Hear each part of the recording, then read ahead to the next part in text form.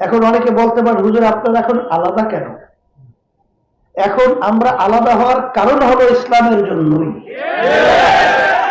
কারণ ৮ দল সহ যখন আমরা একত্রে চলছিলাম, তখন যে আমাদের ইসলামের পক্ষের একটা বাক্সের কথা আমরা স্লোগান দিয়েছিলাম, সেটা কিন্তু বাংলাদেশের মানুষ খুব আন্তরিকভাবে গ্রহণ করেছিল।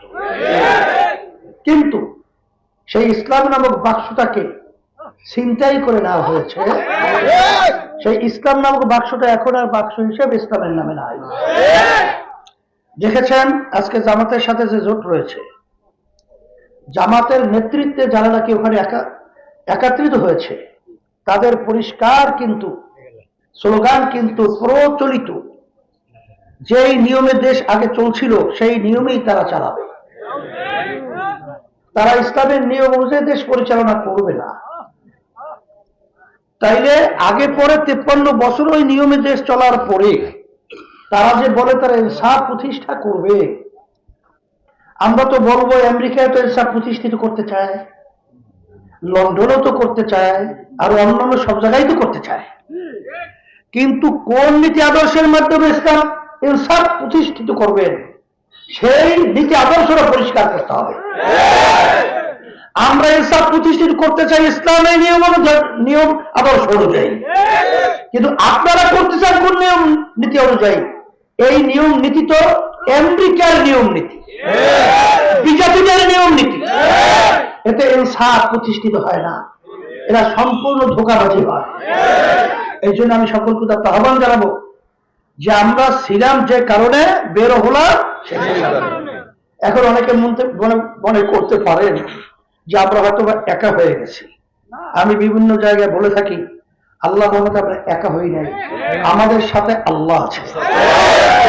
আমাদের সাথে আজকে বাংলাদেশে যারা ইসলামকে ভালোবাসে তারা আছে, আজকে যারা দেশকে ভালোবাসে তারা আমাদের সাথে আছে। হুজুর দেশকে ভালোবাসার কথা কেন বললেন? আজকে যারা জামাতের সাথে জোটবদ্ধ হয়েছে, আপনারা দেখেছেন জামাতের নেতৃবৃন্দ গোপনে আমেরিকার সাথে বৈঠক করেছে, তারা গোপনে ভারতের সাথে বৈঠক করেছে। এখন বৈঠক করবে বিভিন্ন দূতাবাস বা বিভিন্ন কি বিদেশি যে আছে না, তাদের সাথে করবে, কোনো অসুবিধা নাই। গোপন কেন? সেটা গোপন কেন? এইটাই কিন্তু আমাদেরকে চিন্তিত করেছে। নিশ্চয়ই এর মধ্যে কোনো ষড়যন্ত্র রয়েছে।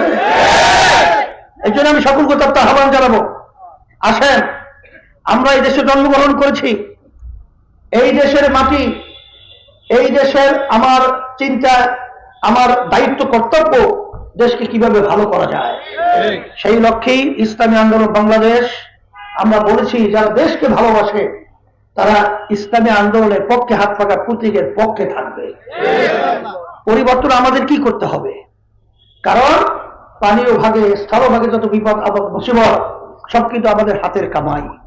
এর জন্য আমি সকলকে তার আহ্বান জানাবো, আমার বিশেষ করে ইসলামী আন্দোলন বাংলাদেশের নেতা কর্মী এবং মুহিব্বিন এবং যারা ইসলাম প্রেমিক রয়েছেন, দেশ প্রেমিক রয়েছেন, সকলকে তার আহ্বান জানাবো, যদি আজকে আমরা মনে করি একা, এটা আমরা ভুল করব। আমরা সবাই একত্রিত হয়ে ইসলামের পক্ষে, হাত পাকা প্রতীকের পক্ষে। এখন বাংলাদেশে ইসলামের পক্ষে বাক্স কিন্তু একটাই আছে, সেটা হলো ইসলামী আন্দোলন বাংলাদেশের বাক্স। সেই হিসাবে আমরা যদি একটা ভোট ইসলামের পক্ষে, হাত পাকা প্রতীকে বাড়াতে পারি, তো ইসলামের শক্তি বাড়বে। অনেকে মনে করেন আমরা হতে পারি না পারি, এটা কিন্তু একটা জুজুর হয়, এখানে কিন্তু হার নাই। ইসলামের পক্ষে আমাদের যদি একটা আমার ভাইকে, আমার মা বোনদেরকে সমর্থন বাড়াতে পারি, আমি ইসলামের পক্ষের একজন শক্তি হিসাবে আল্লাহর কাছে আমার পরিচিত লাভ হবে। কথা ঠিক কিনা? ইসলামের পক্ষের লোক হিসাবে আমার পরিচিত হবে। সেই হিসাবে আমি সকলকে বলবো, আমাদের সারা দেশের আমাদের নেতা কর্মী, মুহিব্বিন এবং যারা দেশকে ভালোবাসি, ইসলামকে ভালোবাসি, আমরা সব একাকার হয়ে আমরা ওদেরকে চ্যালেঞ্জ ছুড়ে দিয়ে আমরা ইসলামের পক্ষের বাক্সকে শক্তিশালী করার জন্য এবং হাত পাকা প্রতীকে, আমি বিশেষ করে আমাদের হযরত মাওলানা আবু তালেবের হাতে হাত পাকা প্রতীক উঠিয়ে দিয়ে আপনাদের সামনে আমানত হিসেবে রেখে গেলাম। আল্লাহ রাব্বুল আলামিন যেন হাত পাকা প্রতীকের প্রার্থী আবু তালেবকে আল্লাহ বিজয় দান করে, সারা দেশে হাত পাকা প্রতীকের প্রার্থীদের আল্লাহ বিজয় দান করেন। খবরের কাগজ, নিখাত, নির্ভীক, নিরপেক্ষ।